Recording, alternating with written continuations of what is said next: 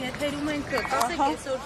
ինչ ակնկալիքով եք եկել դատարան, փաստացի 1 տարի է, ինչ պլանավորված է ձեր հոտի առաջնորդը Միքայել Սրբազանը։ Դե ինչ ակնկալիքով պետք է կանք ուղիղ մի տարի մենք բոլոր դատերին մասնակցել ենք, անխտիր անպայման ներկայ ենք եղել, հույս ունենք, որ վերջապես արտահայտությունը կհաղթի։ Այդ է։ Եթե դատարանը ամփոփող թողի Սրբազանի խափանման միջոցը, ինչպիսի տրամադրվածություն կա Գյումրիում որպես հոգևոր առաջնորդի նկատմամբ, այսինքն հավատացյալները ինչ են կարծում։ Դե ասված ոչ արած ամփոփող թողնելը, դե ինչ պիտի տղրություն միայն, թախից տղրություն, այդ է ուրիշ ոչ մի բան։ Ոնց կարող ենք ուրախնել։ Տրամադրություն է Գյումրիում ասում են նոր ընտրություններ պետք է լինեն, ընդհանրապես որպես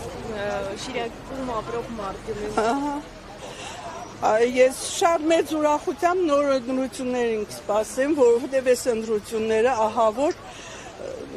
խայդարակ ընտրություններ են, երբևէ այս նման ընտրություններ չի եղել։ Ես ինքս մասնակցել եմ հանձնաժողովի վստահված անձ եմ եղել, ես տեսել եմ թե ինչ է կատարվում։ Քաղաքապետի ընտրության մասին է խոսքը, նոր քաղաքապետ է եղել Գյումրին։ Չէ, մենք քաղաքապետ ունենք, մենք նոր քաղաքապետ չենք ուզում։ Հա, քաղաքապետի։